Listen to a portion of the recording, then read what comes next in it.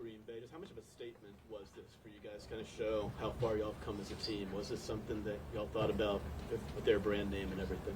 I don't think it was a statement or anything like that. I think we were just coming in and doing our jobs, playing football on Sunday. I think as a unit, as a team, especially on defense, our biggest thing was just executing and communicating week in and week out. That we always preach. We know our downfall is communicating and executing. So every single week, we try to execute and communicate to the best of our abilities every single down. And I feel like when we execute and communicate 100%, all 11 on the field doing the same thing, we're a great defense. So. We saw you get a couple sacks. We saw you out there dancing. What does it feel like to be in this kind of environment with the defense, especially guys up front, getting after a guy like Aaron Rodgers and having success? Just to have fun with the defensive line, with the defense, with the team in general, man, is a big thing that I love to do, that we love to do, to keep the energy up, to keep the energy going. And that's what we always preach, man. Coach brought in some amazing energy guys, man, that brought in like Will Parks and Quan Alexander, and they teach us every single day at practice, man. Have fun, celebrate the little things, man. Celebrate the small victories, man, and those big victories gonna come easily. And that's what we always do, man. We always out there, man, third down. We always trying to turn up, trying to get off the field.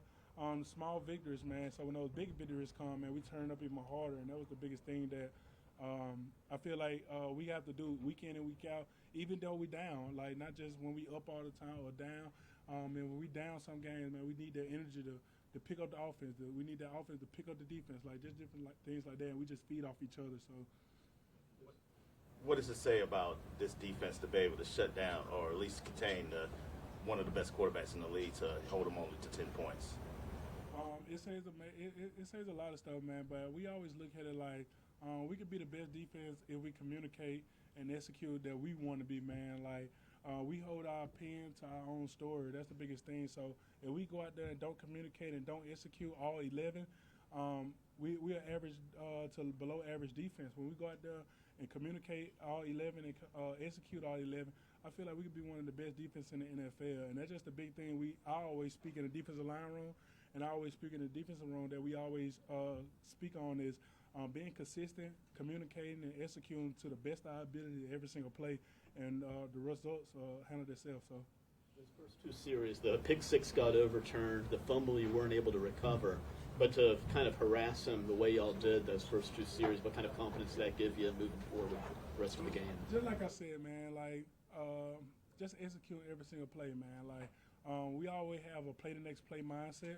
I think a lot of guys in the defensive line room, a lot of guys in defense have a play the next play mindset. So no matter what happens, man, playing against a great offense, a great team, a great quarterback like Aaron Rodgers in Green Bay, man, like those guys been to Super Bowl. Those guys been to playoffs year in and year out. So you got to keep that mindset on, all right, good play, next play. A bad play, next play. So you can be able to stay ahead and different things like that. So because going against great people like Aaron Rodgers and that great offense that they have and great team that they have, all the great edge rushers and defensive guys that they have, you got to be on your toes, man. You got to play the next play and don't really worry about the pass, as I say so. How do you keep from being complacent? I mean, you won 3 straight games. You've already matched your win total from last year. But how do you just keep the pressure on? I think the biggest thing that everybody and I, especially the organization, know that we always win winning. This is a new thing for us. Not really a new thing for us, but we see where we can go when we do the things we need to do. And I think that the guys that coach brought in, the guys that the organization brought in, we don't have no guys in our room that or in the team that can get complacent. We got guys in our room that know the biggest thing we got to do is be consistent. Know the biggest thing we got to do is critique the things that we want to critique, because we didn't play a perfect game. And as a defensive line, as a defense, I feel like we're trying to chase perfection.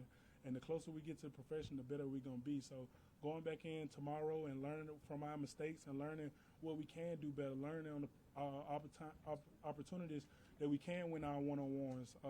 Just learning how to get better and take that next step week in and week out is the main things I feel like everybody on this team can do and willing to do so.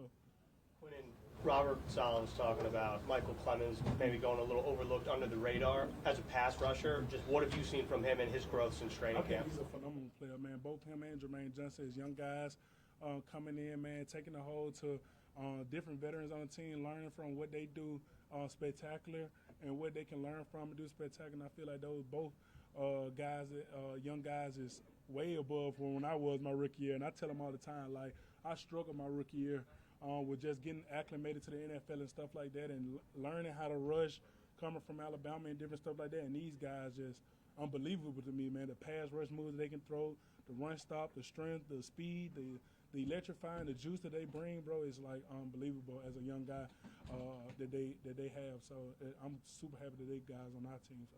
I also wanted to ask you about Vinnie Curry. Feels like not a lot of people talk about his presence in this locker room over the last 2 years. What has he meant to you, the defensive line, and the team as a whole, and how excited were you to see him out on the field? I was super excited, especially that tackle for loss he had, man. I was pumped up, man, to see that. Just because Vinnie Curry is one of the best leaders outside of Steve McClendon that I ever got a chance to be around. He won the Super Bowl. He's been around guys like Fletcher Cox and Brandon Graham in that Philly defense, and we a similar defense. And he came from a defense where they was unstoppable up front, and the different tools and the different juice that he bring and the different knowledge that he bring to the defensive line room, especially is a gem to me. So like I'm so happy to have him a part of this team for these past 2 years. And even last year, when he wasn't able to play football, he was still engaged 1,000% to every single thing that we was a part of. He was still celebrating our successes. He still to this day, like, he was celebrating our successes every single weekend and week out. And I love him for that. And like as a teammate, that's one of the best things you can ask for.